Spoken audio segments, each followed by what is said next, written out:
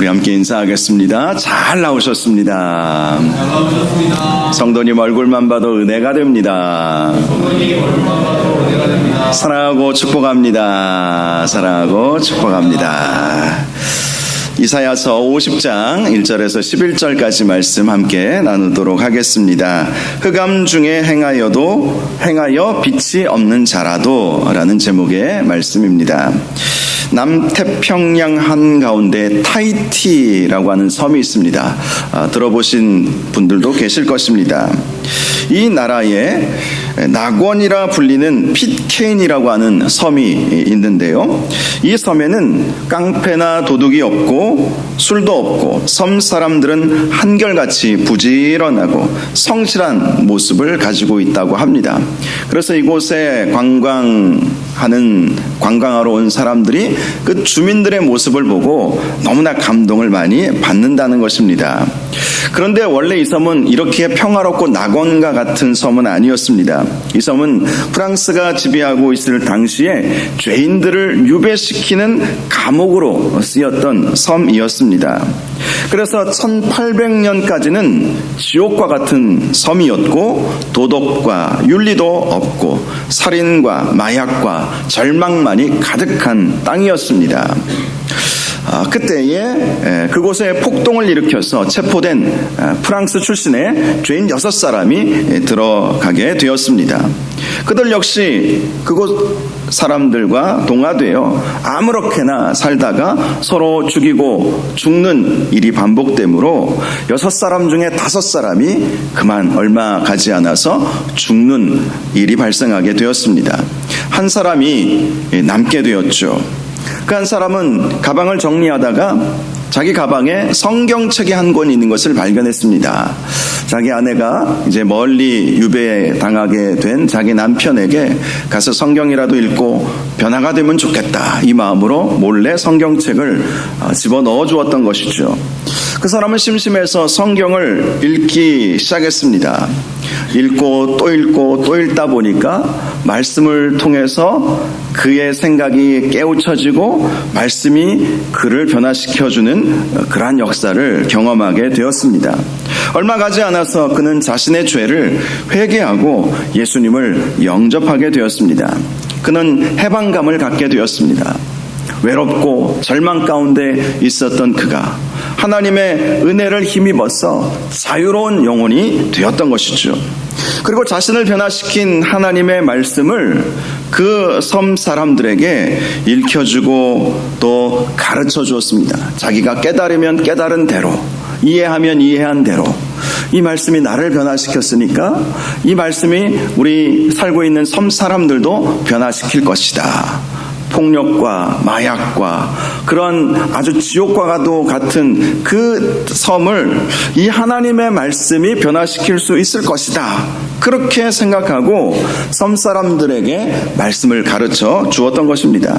그로부터 10여 년 후인 1810년에는 그 섬 사람들이 변화가 일어나게 되었습니다.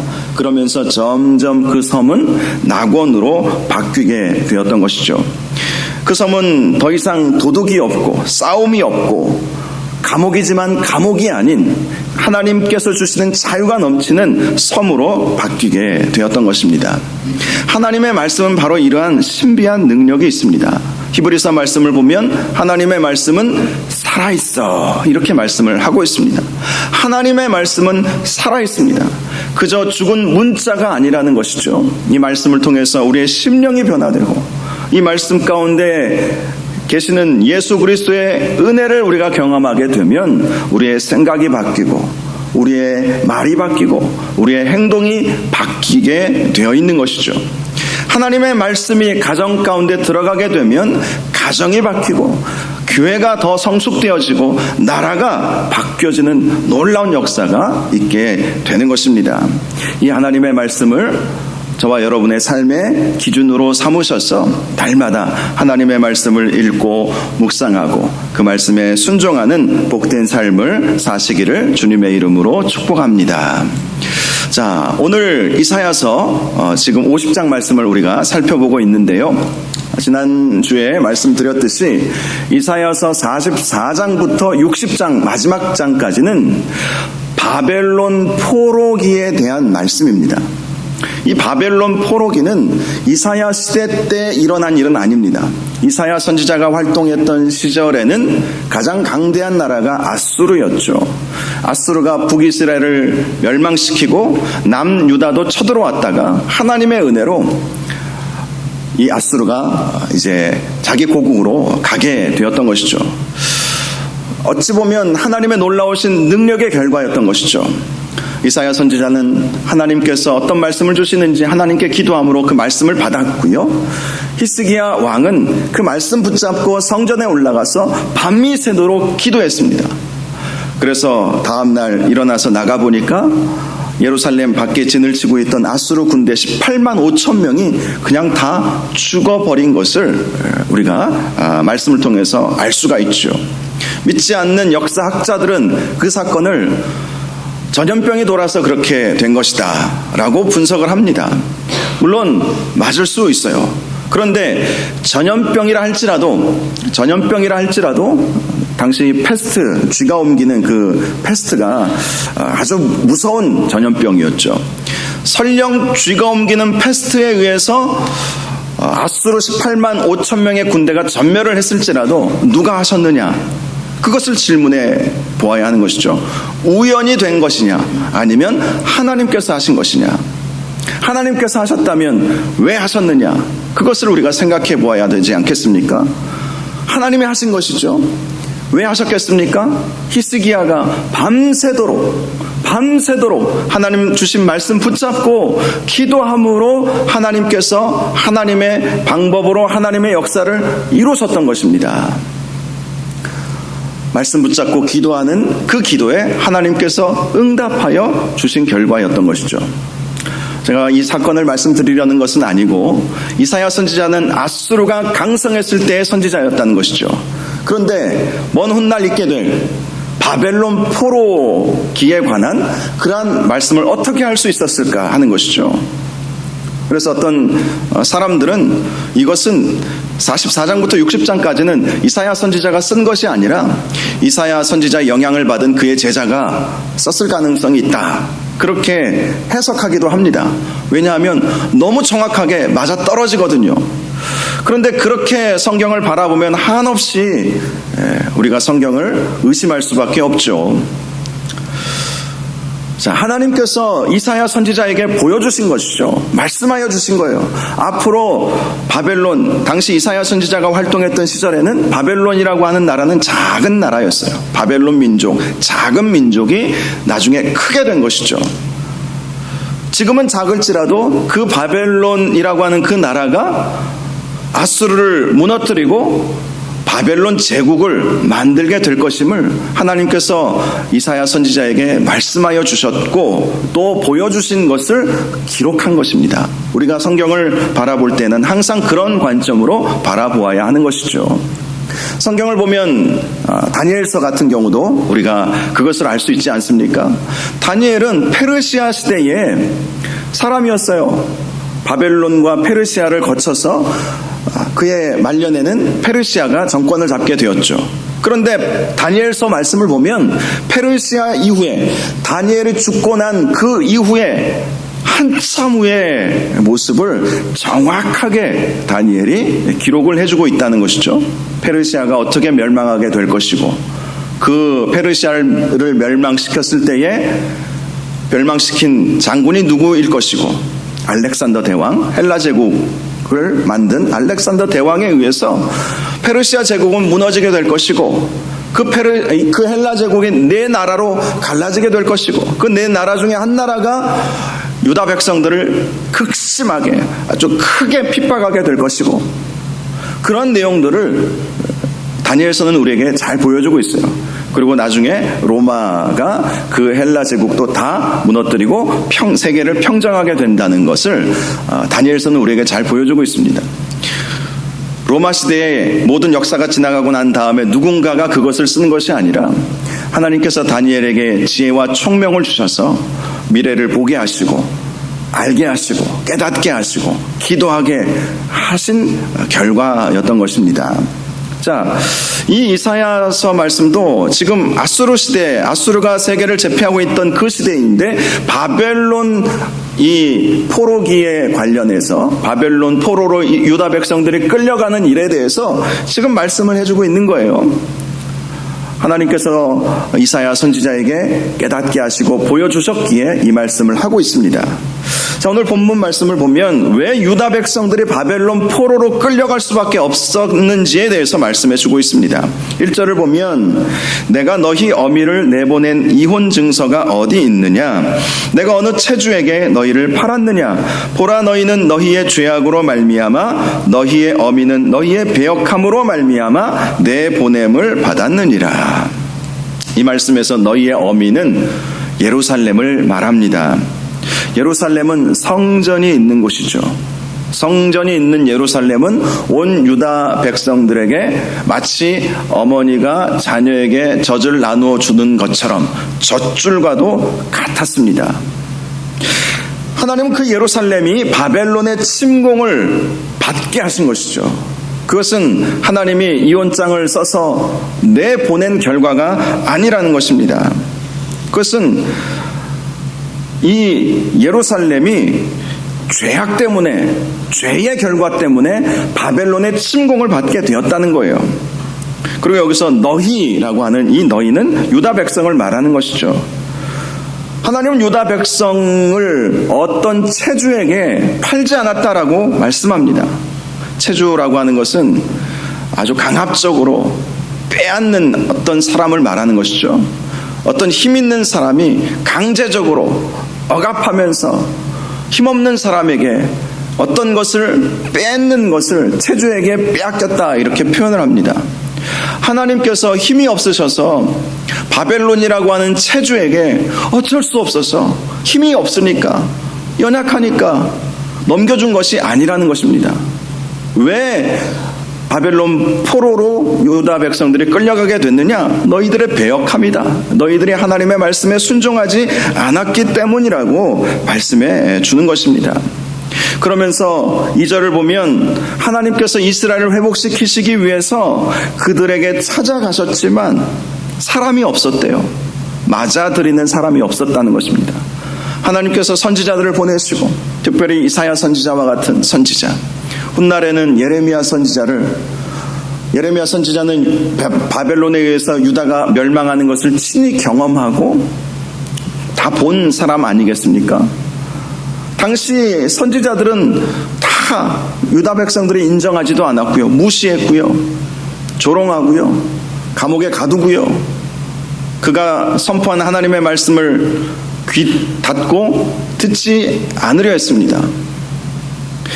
하나님께서 유다 백성들을 깨우치시도록 사람들을 보내셨지만 그들은 그들의 부름에 응답하지 않았다라고 말씀을 합니다.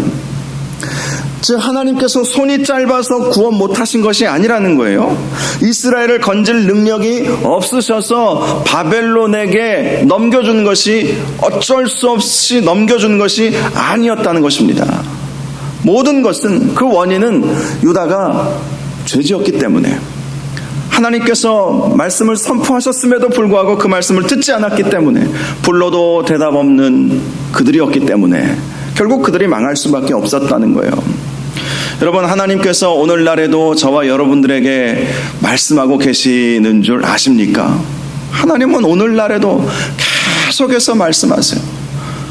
그 말씀을 듣고 깨닫는 분들은 정신 차리고 주님 앞에 나와 예배하고 주님을 섬기고 주님께서 무엇을 기뻐하실까, 항상 그런 마음으로 살겠죠.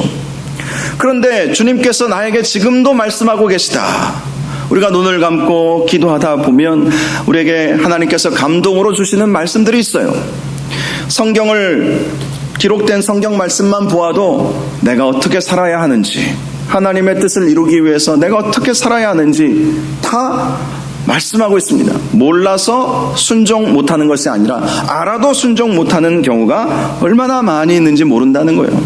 당시 유다 백성들이 몰라서, 하나님을 몰라서, 하나님의 뜻이 무엇인지 몰라서 순종하지 않은 것이 아니라 알면서도 순종하지 않았다는 것입니다. 결국 바벨론 포로로 끌려가게 된 것은 하나님에게 책임이 있는 것이 아니라 죄 지었던, 말씀에 순종하지 않았던 유다 백성들에게 있다. 이 사실을 오늘 말씀에서 보여주고 있는 것입니다. 하나님은 어떤 하나님이신가? 2절 하반절에 보라, 내가 꾸짖어 바다를 마르게 하며 강들을 사막이 되게 하며 물이 없어졌으므로 그 물고기들이 악취를 내며 갈아여 죽으리라. 하나님께서 어떤 하나님이신지를 말씀해 줍니다. 3절 내가 흑암으로 하늘을 입히며 굵은 배로 덮느니라. 이 말씀은 출애굽할 때에 하나님께서 어떤 능력을 보여주셨는지를 말씀해 주는 것입니다. 하나님은 바로가 이스라엘 백성 내보내기를 거절했을 때에 애굽에 재앙을 내리셨죠. 먼저 재앙을 내리신 것이 피의 재앙이었습니다. 피의 재앙. 자, 물이 없어졌다. 바다와 강들이 사막이 되고 물이 없어졌다. 이 말씀은 피의 재앙을 말씀하는 거예요. 모든 물이 피가 되어 버렸으니 물이 없어진 것이죠. 결국 그로 인해서 물고기들이 악취를 내며 갈아여 죽어버리고 말았던 것입니다. 또 흑암으로 하나님은 온 세상을 덮으셨죠. 9번째 재앙입니다. 9번째 재앙. 그리고 10번째 재앙. 모든 것의 첫 태생을 죽이시는 재앙. 그래서 굵은 베옷을 입게 하는. 그래서 오늘 이 본문, 이 말씀은 첫 번째 재앙과 9번째, 10번째 재앙을 말씀하고 있는 것입니다. 하나님께서 능력이 없으신 분이 아니시라는 것을 말씀하는 것이죠. 얼마든지 하나님은 바벨론을 향해서도 그렇게 하실 수 있었다는 것이죠. 애굽을 향해서 그렇게 하신 하나님께서 바벨론이 유다를 침공해 올 때 그들에게 재앙을 왜 못 내리시겠느냐, 이 말씀을 하고 있는 거예요. 그만큼 하나님은 능력의 하나님이시라는 것입니다. 그런데 결국 그들은 하나님의 말씀에 순종하지 아니하므로 그 능력의 하나님의 도우심을 받지 못했다라고 말씀을 하는 것이죠. 결국 그들은 하나님께서 주신 젖과 꿀이 흐르는 땅에서 다 쫓겨나 버리는 그런 아픔을 겪을 수밖에 없었습니다.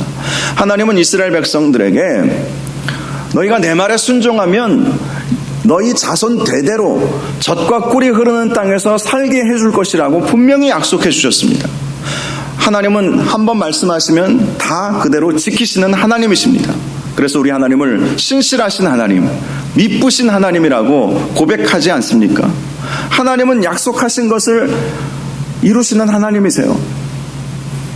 문제는 우리에게 있는 것이죠. 우리가 하나님과의 그 약속을 깨버렸기 때문에 결국 하나님께서 주시는 놀라운 은혜와 복에서부터 떨어져 나갈 수밖에 없었다는 것입니다.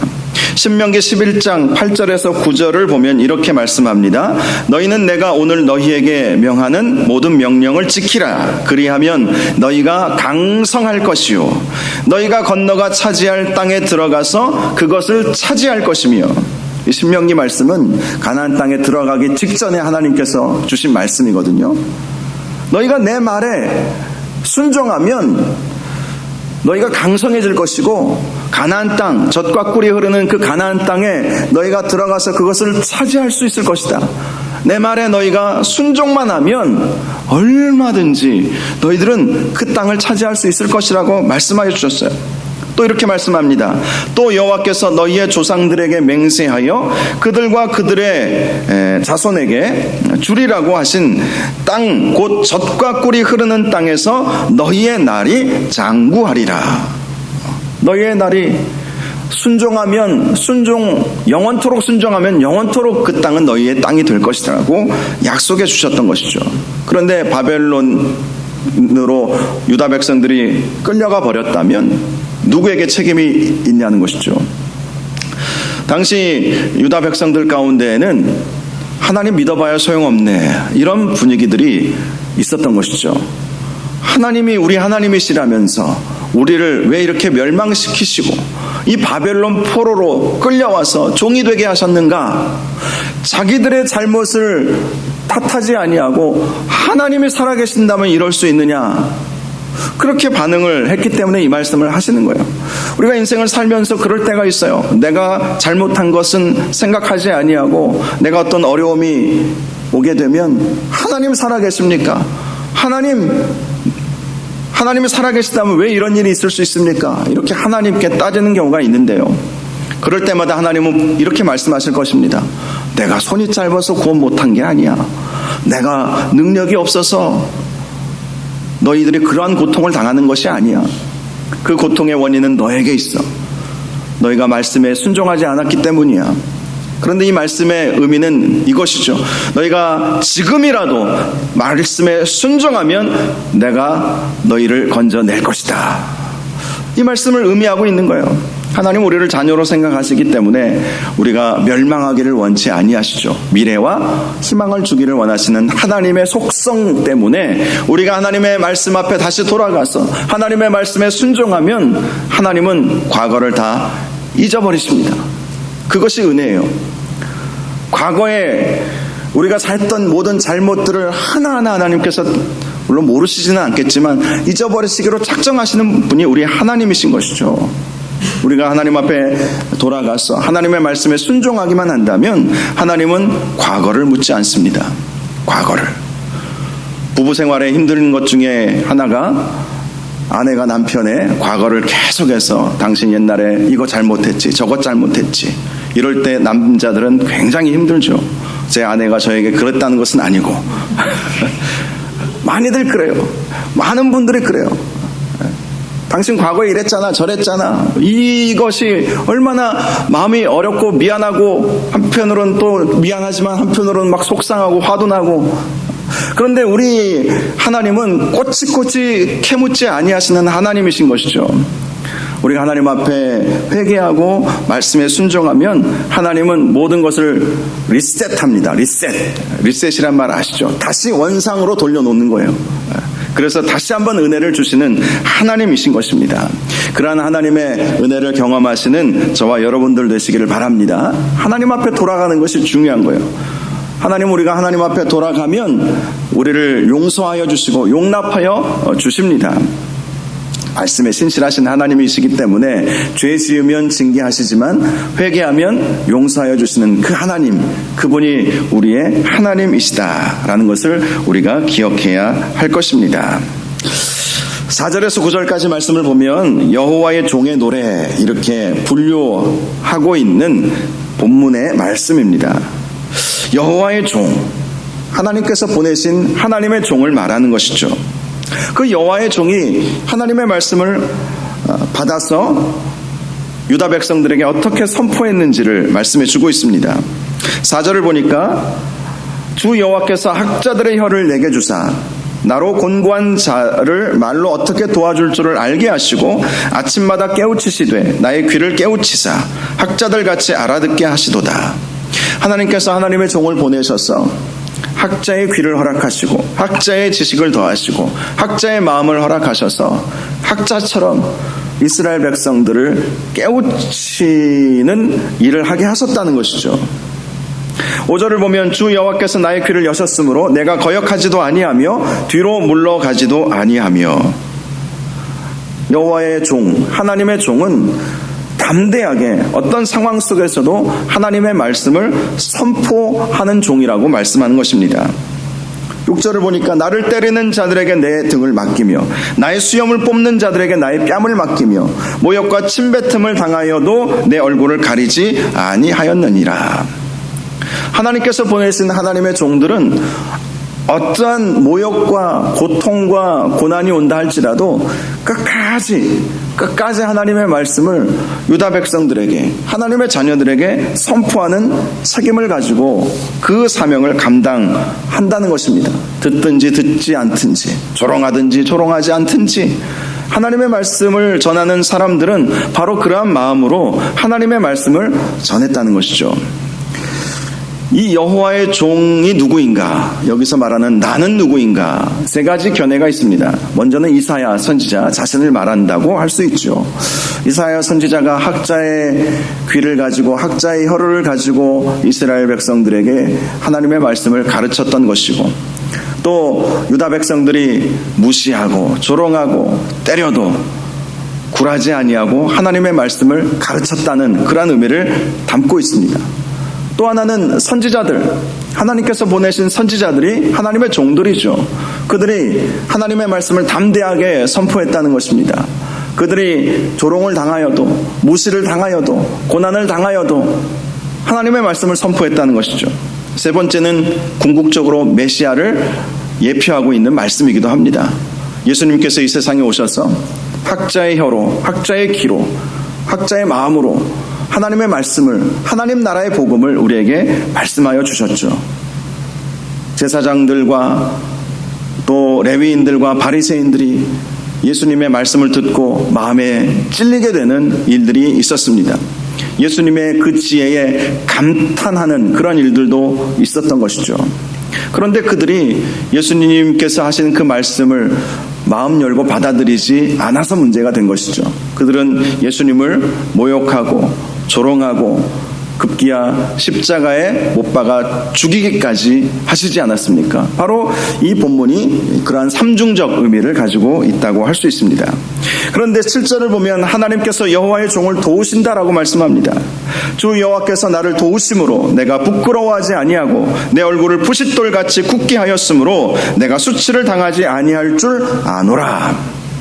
비록 하나님의 말씀을 선포하는 여호와의 종이 백성들의 무시와 조롱과 고난을 당한다 할지라도 하나님께서 도우시니까 나는 부끄러워하지 아니하고 수치를 당하지 아니할 것이다.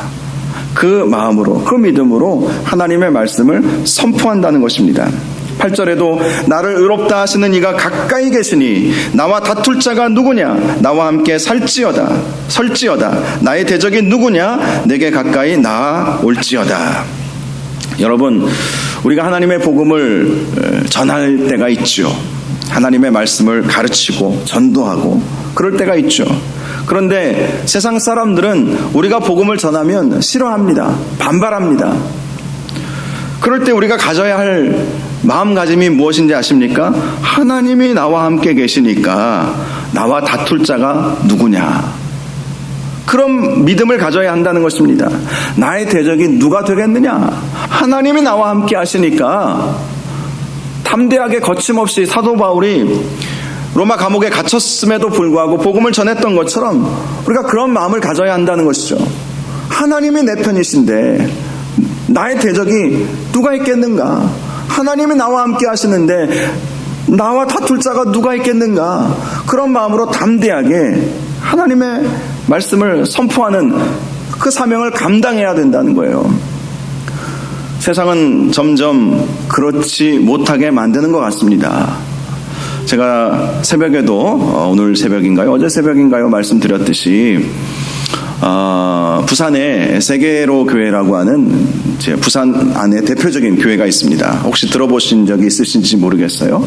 우리 교단은 아니에요. 고신측 교단입니다. 고신측 교단에 아주 전도 열심히 하고 또 사회에 시골에 있는 교회인데 부흥을 참 많이 했어요. 그 목사님이 오셔서 하나님께서 주신 감동을 우리 대한예수교 장로회 합동측 총회 석상에서 이렇게 오셔가지고 말씀을 주시는데 10월 27일 날 서울 광화문 광장에서 200만 명의 그리스도인들이 모여서 이 시국을 바라보면서 함께 기도해야 되겠다. 그런 마음을 하나님께서 주셨대요. 기도하면서 너무 안타까운 마음이 들었는데 지금 동성애 문제 이런 문제들이 한국교회의 큰 위기고 도전이지 않습니까? 차별금지법 이런 내용들을 통해서 한국교회가 굉장히 도전을 받고 있어요. 그 소년보 목사님이 보여주신 영상을 봤는데요. 미국의 어느 교단인지 모르겠어요. 그 교단은 동성애를 인정하는, 합법화하는 그 결정을 총회에서 내렸다고 해요. 미국의 교단이나 또 유럽의 교단들은 그렇게 동성애를 인정하고 그래서 목사가 강단에서 동성애는 안 됩니다, 그것은 죄악입니다 라고 했을 때에 징계를 받게 되어 있어요. 그런데 그 영상을 보니까 신고가 들어갔나 봐요. 그래서 그 교단 관계자가 그 예배 시간에 와가지고 그 담임 목사를 끌어내리더라고요. 와, 제가 충격을 받았습니다. 이게 미국에만의 문제가 아니라 앞으로 우리나라에 20년, 30년 후에 그럴 수도 있겠구나. 세상에서 하면 아마 탄압한다고 해서 아마 들고 일어날지 모르겠는데 교단 관계자가 와서 끌어내리는 거예요. 우리 교단은 동성애를 인정했는데 그 목사가 거기서 동성애를 반대하고 하나님의 뜻과는 다른 것이고 그것은 죄악이다라고 얘기하니까 강도권을 취소해버리는 것이고 담임 목사직을 박탈하는 것이죠. 그래서 끌어내려서 쫓겨나 버렸어요. 그걸 보면서 야, 이거 큰 문제겠구나.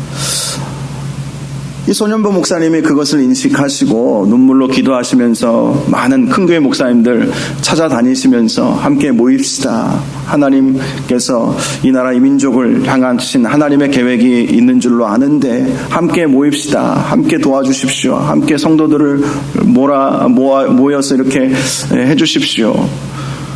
그렇게 이제 호소를 해서 이제 그 집회가 이제 가능하게 되었다는 이제 총회 그런 보고를 우리가 받고 우리 교단에서도 적극적으로 함께하도록 그렇게 결의를 하는 것을 제가 보았습니다.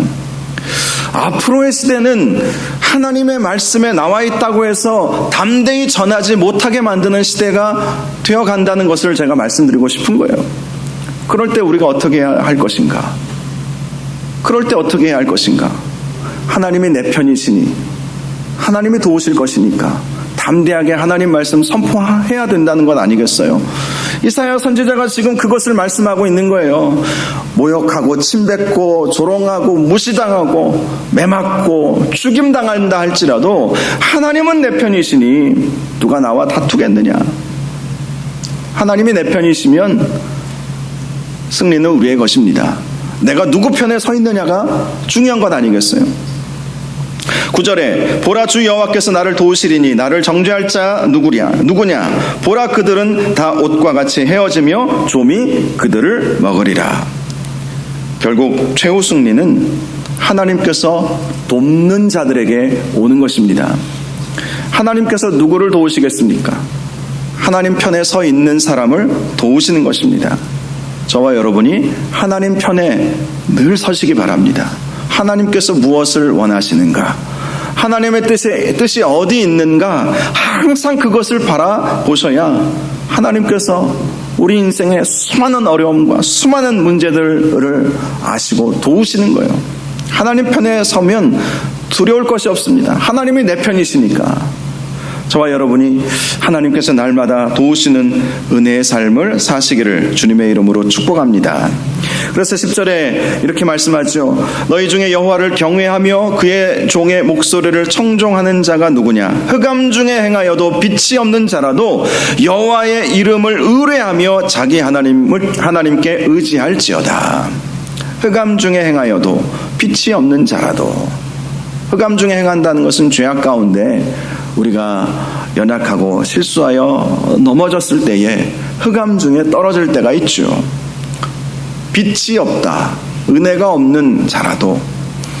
사실 우리 모두는 예수님 알기 전에, 예수님을 인격적으로 영접하기 전에 흑암 중에 있었고 빛이 없는 사람들이었습니다. 그런데 예수 그리스도의 은혜로 말미암아 우리에게 임했던 흑암이 거두어지고 하나님의 영광의 광채의 빛이 우리에게 비추어짐으로 말미암아 빛의 사람이 되지 않았습니까? 하나님을 의지하는 자들, 그런 자들에게 하나님께서는 흑암의 권세가 떠나가고 하나님의 영광의 빛을 비추어 주신다고 말씀하는 것입니다. 하나님의 영광의 빛이 비추어지면 그는 존귀하게 되는 거예요. 영화롭게 되는 거예요. 저와 여러분이 하나님 편에 서셔서 하나님께서 늘 함께 하시고 늘 도우시고 날마다 은혜 베풀어 주시는 복된 삶을 사시기를 바랍니다. 어떠한 어려움과 환난과 핍박이 온다 할지라도 담대히 주의 복음을 믿고 선포하는 삶을 사시기를 바랍니다. 그런 삶을 우리가 날마다 결단하고 기도해야 돼요. 언제 어느 순간에 어떠한 방법으로 사단이 우리를 유혹하고 우리를 위협할지 아무도 모릅니다. 철저히 대비할 때에만이 사단의 유혹과 핍박 앞에서 우리는 굴하지 않고 담대히 하나님이 내 편이신데 덤벼봐, 그런 마음을 갖는 것이죠. 하나님이 내 편이시라는 그 확신이 없으면 그런 유혹과 핍박에 그냥 확 넘어가 버리는 거예요. 어떤 목사님 어렸을 때 간증을 하시는 것을 들어보았어요. 제 경험은 아니었습니다. 그 목사님의 어린 시절에 놀이터에서 실컷 형들한테 얻어맞고 집에 왔대요. 그래서 아빠한테 울면서 형들이 놀이터에서 나를 때렸어, 그렇게 일렀다는 거예요. 그러면서 아빠를 앞세우고 그 놀이터로 가게 되었다고 합니다. 그러면서 아빠가 뒤에 있으니까 나를 때렸던 형들을 실컷 두들겨 패주고 왔대요. 그 목사님의 어린 시절 왜 그렇게 했었느냐? 아빠가 있는 것과 없는 것은 자기에게 너무 큰 차이였거든요. 아빠가 없으니까, 내 뒤에 나를 도우는 아빠가 없으니까 형들의 힘에 눌려서 얻어맞고 왔는데, 내 뒤에 아빠가 있는 걸 아니까 아빠 백 믿고 실컷 두들겨 패주고 왔다는 거예요. 뭐 어린아이가 때려봐야 또 얼마나 때렸겠습니까마는 그 어린 시절에 그게 너무 통쾌하고 좋았나 봐요. 그러면서 그런 간증을 하시더라고요. 내 뒤에 내 아버지가 계신데 뭐가 두렵냐는 거예요. 여러분, 우리 뒤에 우리 하나님 아버지가 계심을 믿으세요. 믿으시기 바랍니다. 하나님은 결코 우리를 떠나지 아니하십니다. 우리를 지켜 보호하여 주시는 하나님이 내 편이시라는 사실을 꼭 기억하시고 여호와를 의지할지어다, 이 말씀 그대로 순종하셔서 하나님만을 의지하시는 저와 여러분들 되시기를 주님의 이름으로 축원합니다. 기도하겠습니다. 거룩하시고 존귀하신 하나님은 내 편이신 줄로 믿습니다. 우리가 하나님 편에 서면 하나님은 끝까지 우리를 책임지시고 우리를 도우실 줄로 믿습니다. 그 어떤 유혹과 핍박이 온다 할지라도 하나님 편에 서서 하나님의 도우심을 구하며 담대하게 싸워 승리하는 저희 모두가 되게 하여 주옵소서. 예수님의 이름으로 기도하옵나이다. 아멘.